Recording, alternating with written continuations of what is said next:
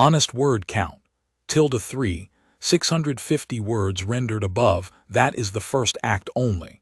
The widget has a content limit and I cannot fit -12, 765 words in a single render. Let me continue the story in sections, and then give you the complete pastable text below. The widget cuts off the full-length story. For a -12, 800-word delivery, here is the complete pastable story in plain text. This is what goes in story. TXT. Story, she kept every wounded wolf the tide brought in. -12, 800 words, engine MG3, first-person Alpha King, women 65 plus, clean. The report came to me the way most problems do, quietly, buried in the middle of a ledger I had not asked to read. An unsigned hold on the North Coastal Road, 2 days from Kervith. No pack standing.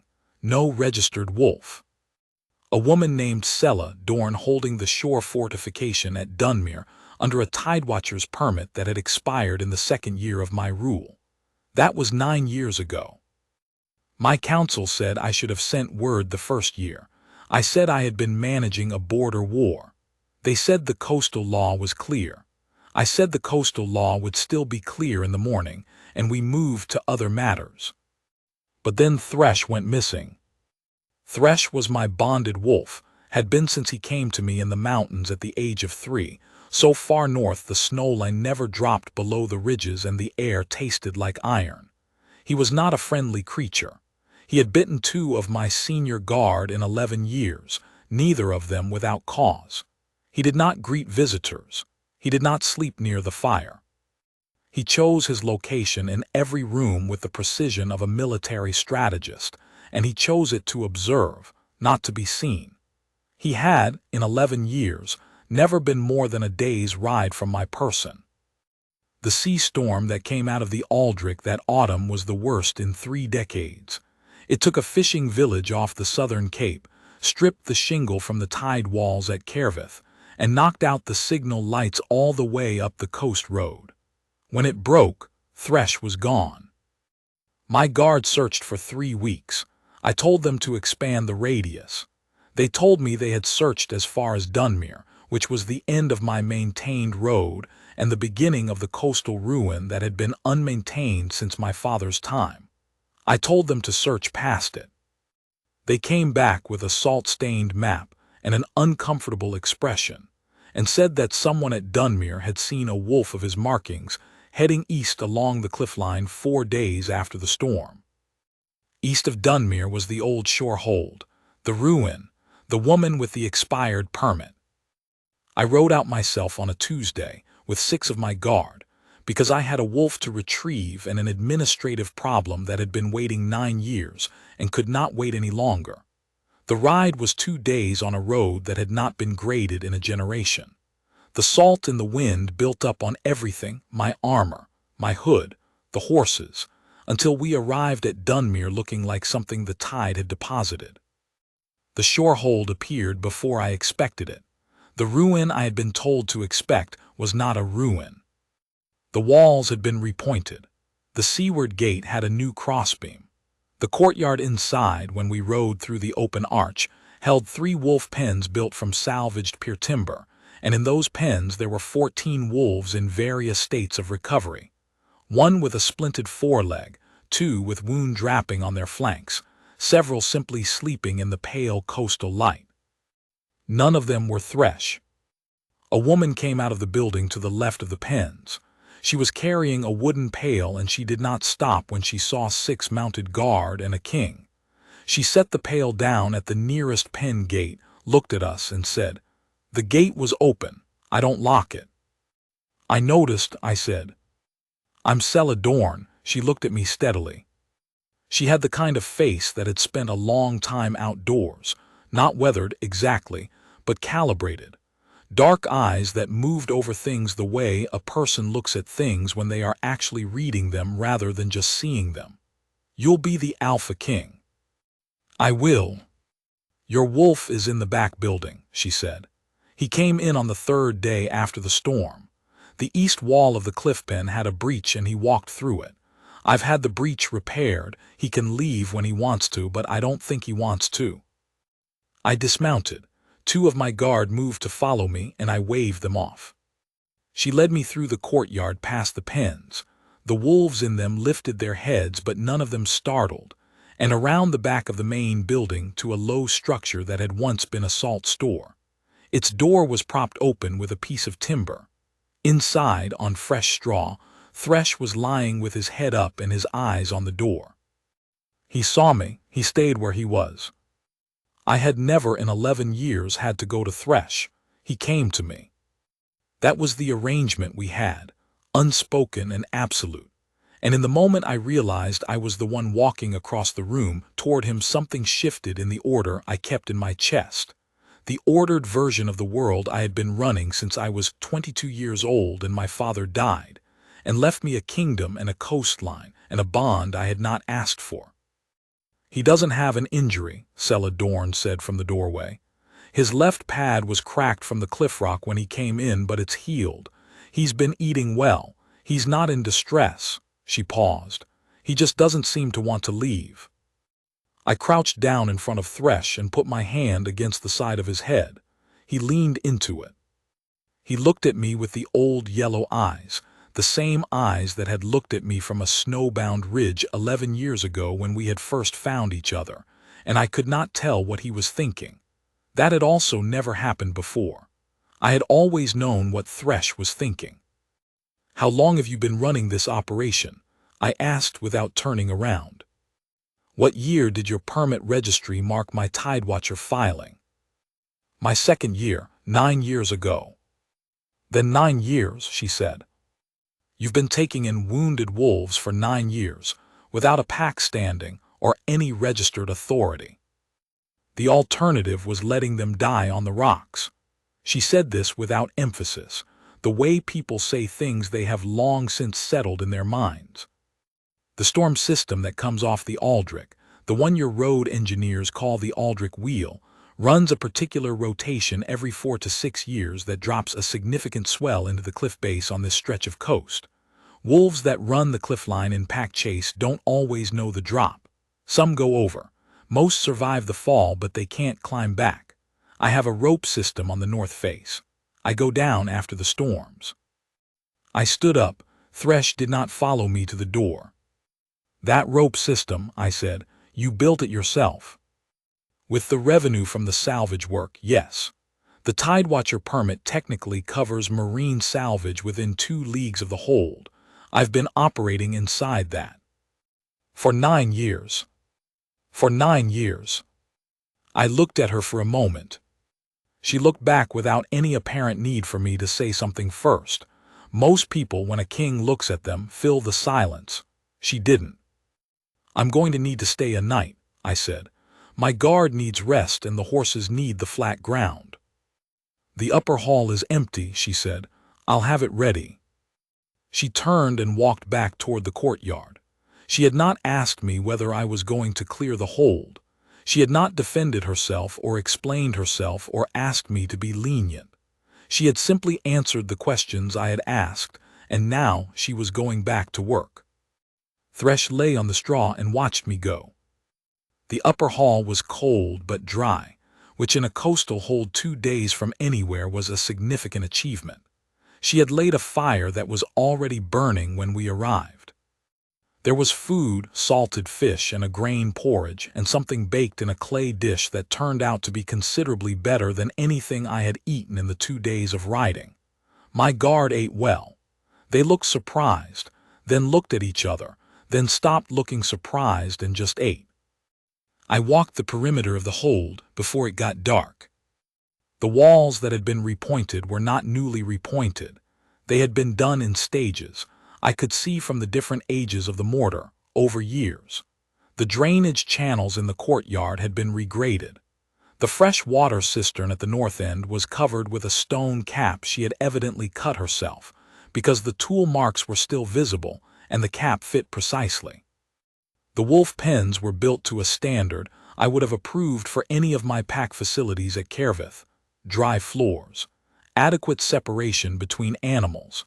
the kind of thoughtful spacing that came from watching what sick animals actually needed rather than reading about it. She had done all of this alone, over 9 years, on the revenue from marine salvage. I found her at the cliff edge at dusk, checking the rope system she had described. It was not complicated: 4 anchor points set into the rock, 2 ropes running parallel down the face with hand loops knotted at intervals. But it was competent, and the anchor points were deep and correctly angled to take a load. She tested each one by hand before she coiled the rope back. "How many have you brought up?" I asked. She thought about it. 31 since I built the system. Before I had the system, I used what rope I had and I lost 3 I shouldn't have lost. I keep a count. 31 wolves. Not all of them were wolves. 2 were the dogs of fishing households. 1 was a young otter that had gotten into the tidal cave. I count those 2. She didn't look embarrassed about the otter. She said it the way she said everything, as a fact, which it was. "Where do the wolves go when they recover?" "Some go back. The ones with packs, you can tell. They have the coordination when they move, the way pack wolves orient to each other even when they're alone. Those ones leave within a few days of being able to walk. The ones without packs sometimes stay." She paused, looking down the cliff face into the dark water. "I don't encourage that. They're better off finding packs, but I don't turn them out before they're ready." "And the 14 in the pens now?" 3 more weeks for the worst of them. The ones who came in after the Aldrich storm last week. A few will be ready to go by the end of this week. She looked at me then. "You were going to clear the hold." "I was." "Are you still?" I had been watching her hands on the rope anchors, the precise and unhurried way she tested each one, and I had been thinking about Thresh lying on the straw inside, and I had been thinking about 31 wolves and an otter, and about the wall repointing and the cistern cap cut with a hand tool over 9 years alone on a coast road that had not been graded in a generation. "Not tonight," I said. She nodded as if this were a logistical answer rather than anything else. "The morning meal is at first light if you want it before you ride." She coiled the last of the rope and carried it back from the edge. "Your wolf is still in the salt store. I checked on him an hour ago." "I know," I said. I had been aware of Thresh's position in the hold the same way I was always aware of it, the low-grade constant sense of him that the bond maintained, a direction and a distance. He was still in the salt store. He had not moved toward me when I walked the perimeter. He had not moved at all. In 11 years, Thresh had never chosen to be in a different room from me when I was within the hold. I did not sleep well. In the morning I found her in the pen with the wolf with the splinted foreleg, working the joint by hand in slow rotations. The wolf was on its side. It was not restrained. It was simply lying there, watching her hands with the patience of an animal that had learned something about this particular person. I watched from outside the pen for a while. She knew I was there. She finished the rotation sequence before she spoke.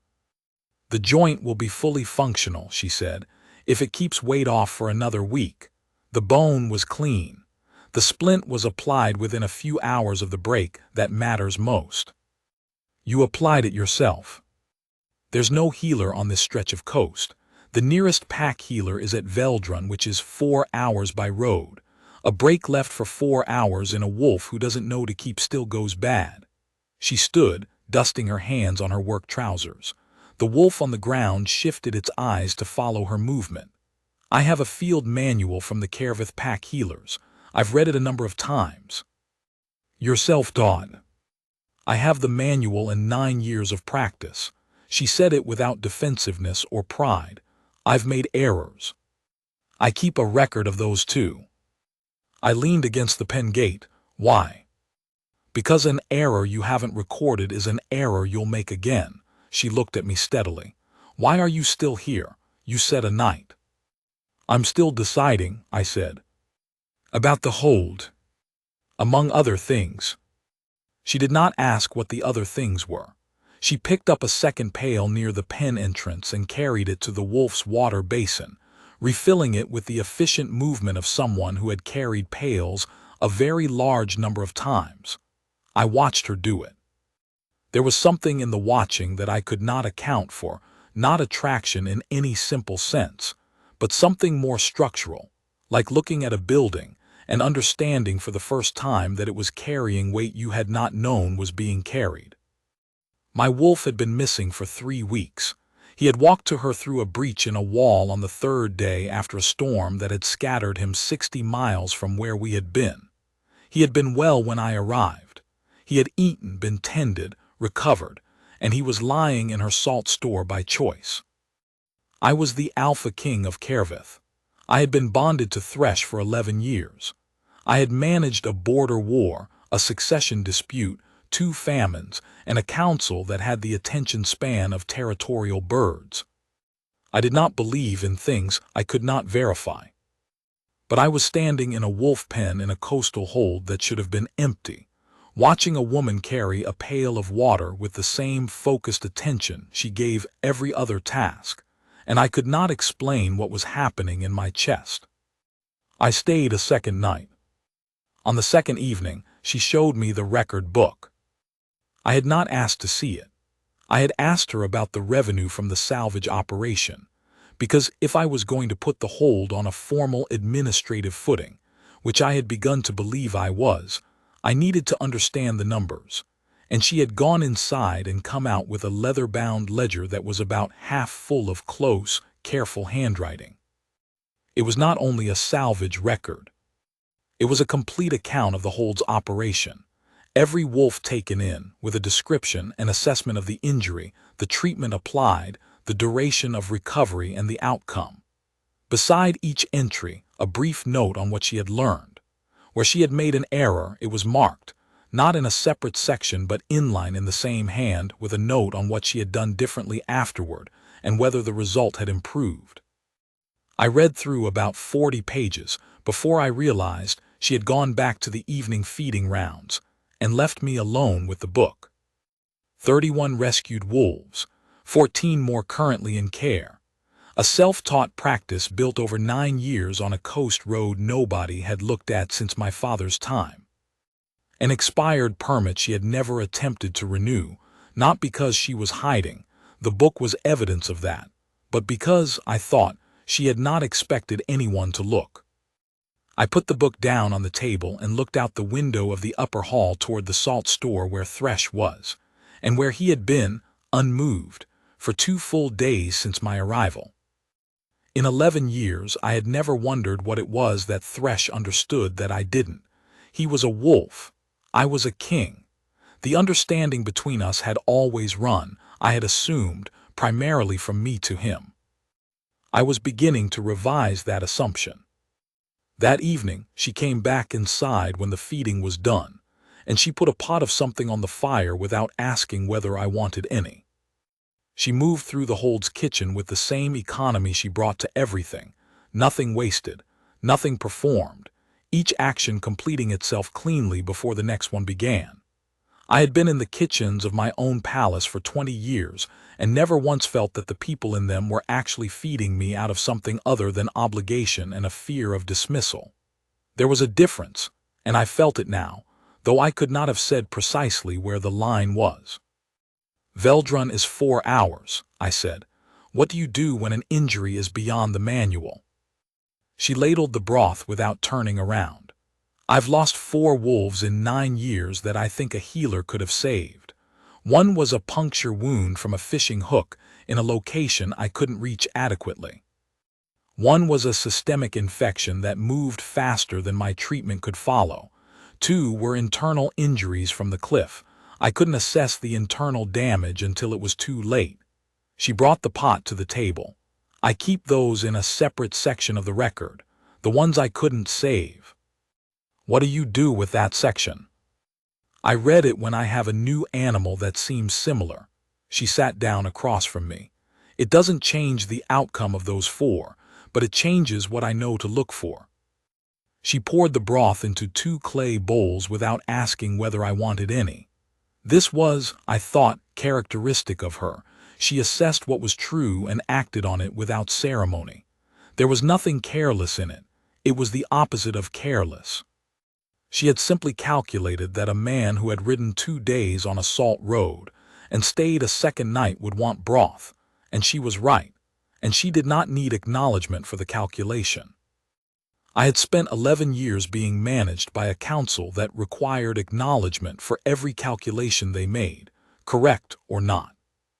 You said your father held the permit before you, I said. And his father before him.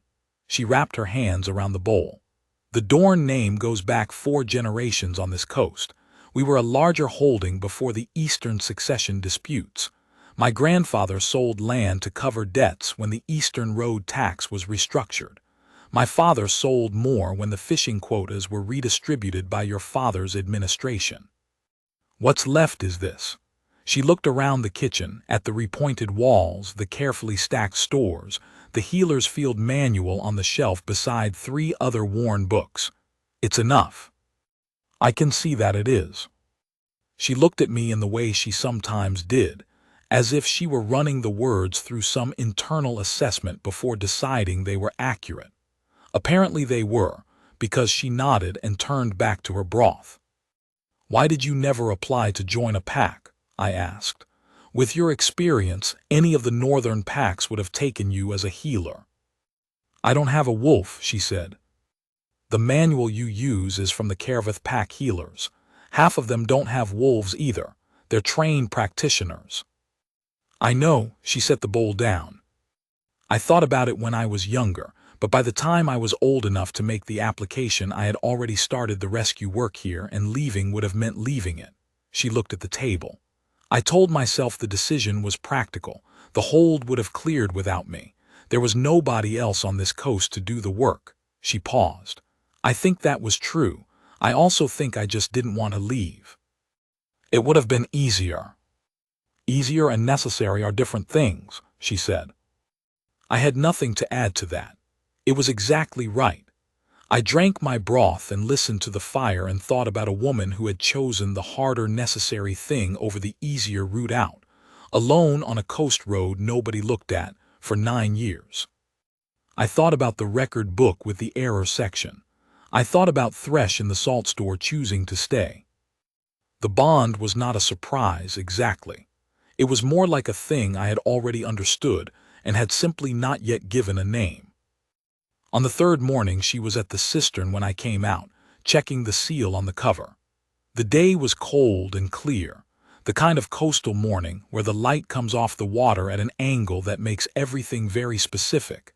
Every stone in the wall, every rope coil near the pen, the particular gray of her work coat against the pale sky.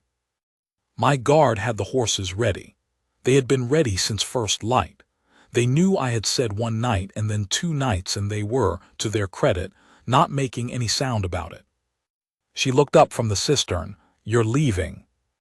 I need to formally record this visit, I said, and I need to bring back a warrant for the hold's upgraded status before I can put it on the administrative rolls.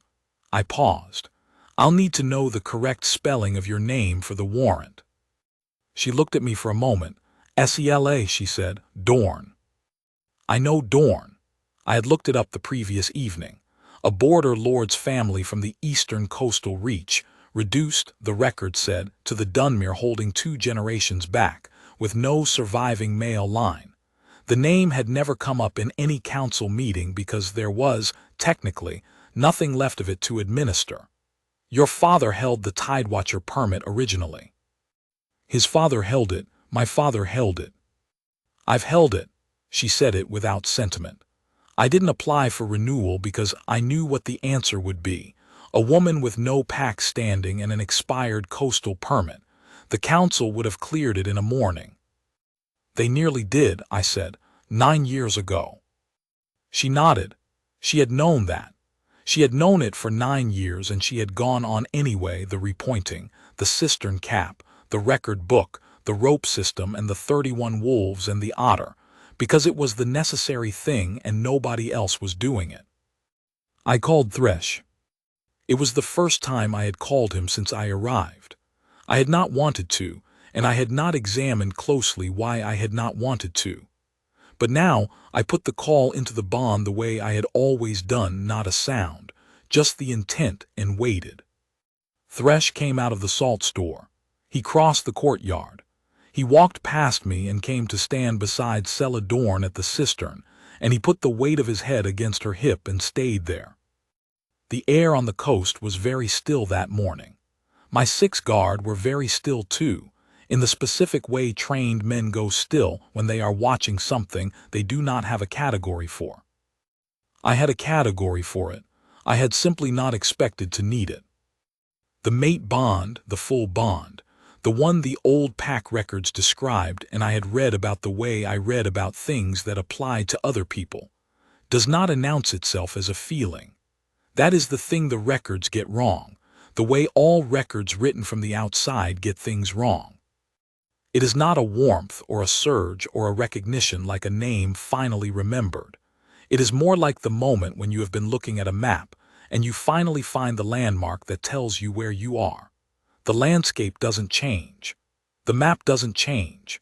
You simply understand all at once that you have been here before without knowing it, and that the road you have been on has had a destination since the beginning. My wrist burned. I looked down. On the inside of my wrist, below the cuff of my riding glove, the mate mark had erupted in the old pattern, the interlocking rings, the wolf trace, faint as a new scar and already darkening. I had not had a mark there that morning. I had not had a mark there in 31 years of living. Celadorn was looking at Thresh's head against her hip with an expression I could not read at first and then could. It was the expression she made when she encountered a fact that required updating her record. Careful, not disbelieving, simply updating. She looked up at me. She looked at my wrist. "You're not going to leave," she said. "No," I said. "Because of that," she nodded at the mark. "Because of that, and because of the record book, and the cistern, and the rope system, and 31 wolves and an otter," I held her gaze, "and because Thresh has not chosen to leave and he is a better judge of things than I am, which I have recently begun to understand." The 6 guard behind me were very carefully looking at the horizon. This was correct of them. Celadorn looked at me for a long moment. She had the quality I had been noting for 3 days, the quality of not performing a reaction, of simply having one in the privacy of her own expression before deciding what to do with it. What she did with it was reach out and touch the mark on my wrist with 2 fingers, very briefly, the way she had touched the rope anchors at the cliff edge, testing for structural integrity. "My permit is expired," she said. "I'll have a new one drawn up," I said. "It will not be a Tidewatcher's permit." "What will it be?" "The administrative designation for the person who runs the Northern Coastal Wolf Recovery Operation under the authority of the Alpha King's household." I paused. "And for the woman I am formally asking to be my mate, which is a different document and requires your agreement, not just my intention." She was quiet for a moment. "I have 14 wolves in recovery." "I'm aware. The soonest any of them can travel safely is 3 weeks for the worst case. I wasn't proposing to move them. And the rope system needs to be maintained. The Aldrich wheel pattern means another storm in the next 18 months. I need to be here for that." "I understand." "If I agree," she said carefully, "what does that mean practically for this hold?" I looked around the courtyard, the repointed walls, the careful pens, the cistern with its precisely fitted cap, the rope coils near the gate that went down the cliff face to the water. 9 years of necessary work, done correctly, in a place nobody had looked at. "It means the road gets graded," I said, "and the hold gets staffed to your specifications with people you approve, and the record you've been keeping becomes the official record of the Northern Coastal Wolf Program, which becomes a formal operation under the Crown." I paused. "And it means you are the head of that operation with the authority that comes with it, not a Tidewatcher, not a permit holder, the person in charge." Thresh's tail moved once against her leg. Celadorn looked at my wolf, and then at me, And then back at the hold she had been running for 9 years in the correct expectation that nobody would ever come to sanction it. "All right," she said. I rode back to Kervith that morning. I told my senior council member what I had found and what I intended to do about it. He listened carefully and did not say anything for a full 30 seconds, which was, from him, the equivalent of speechlessness. Then he said, "The bond has been confirmed." I showed him my wrist. He looked at it for a long moment. Then he said, "I'll begin the administrative warrant." "Do that," I said, "and have the road crew start at Dunmere. The northern stretch needs grading before winter." "Of course." He paused. "How long was Thresh there before you went?" 3 weeks. He looked at me in the way my council members sometimes did when they were deciding whether to say something. He decided not to say it. I was grateful for that. Whatever the observation was, I had already made it myself, and I did not need it said aloud. Thresh had known for 3 weeks. He had walked 60 miles in a storm to get to the thing he knew. I had needed 3 days and a record book. The warrant took 2 weeks to draw up, because my senior council member was thorough, and the administrative designation for a northern coastal wolf recovery operation under Crown authority was not a category that had previously existed and therefore required some invention. I reviewed 3 drafts. On the 3rd draft I changed 2 clauses myself and sent it back. On the 4th draft it was correct. I also commissioned a full assessment of the northern coastal road from Kervith to Dunmere and the condition of the cliff line in between. The assessment came back with 47 specific recommendations. I approved 39 of them immediately, flagged 6 for council review, and sent 2 back for recalculation. Then I approved those as well. I sent the warrant to Dunmere with a rider. Celadorn signed it, which I knew because the rider came back with her signature, and a separate note in the same precise handwriting as the record book. The wolf with the splinted foreleg has begun bearing full weight. The 3 with flank injuries have been cleared to travel. The rope on the north anchor will need replacing before the next storm season. I will write the weight specification. I sent back a rider with a letter that said, "The specification is approved in advance. Write it down." She wrote it down. The rider brought it back folded and sealed with no wax. I sent it to the supply office. The rope was ordered that week. The claiming was done on the tide wall 3 weeks later at dawn, because she asked for that and I had no objection. She had said that a great haul and a ceremony was not something she needed, and I had said that I needed it only if she did. She thought about it and said, "The tide wall at dawn, then," because she checked the rope anchors there every morning and she saw no reason to change her mourning. The Coastal Guard came. My council came, which was not a small journey from Kervith, and which they made without argument because the mate mark on my wrist was by then very clear and very dark, and even my senior council member, who argued about everything on principle, had the wisdom not to argue about a bond. The 14 wolves in recovery were doing well. 3 had already left the hold. 2 more were nearly ready. The road crew I had sent ahead had finished the initial grading as far as Dunmere proper. There was a great deal still to be done. She wore her work coat over a dress someone from the capital had brought because my household had sent one, and she had accepted it without ceremony, and put the coat over the top of it because the tide wall was cold and she was practical. I thought that was correct. I thought most things about her were correct. In the way the cistern cap was correct. In the way the rope anchors were correct. Not because they were perfect, but because they had been thought through by someone who was paying attention. I gave her the Luna's mark in the salt wind with my guard at attention, and my council watching and Thresh standing between us, because that was where he had decided to stand. The marking is a small ceremony and a private one. A line spoken, a hand held, the bond sealed by intention and acknowledged by the wolf, and ours was no different from any other in its mechanics. What was different was what came before it.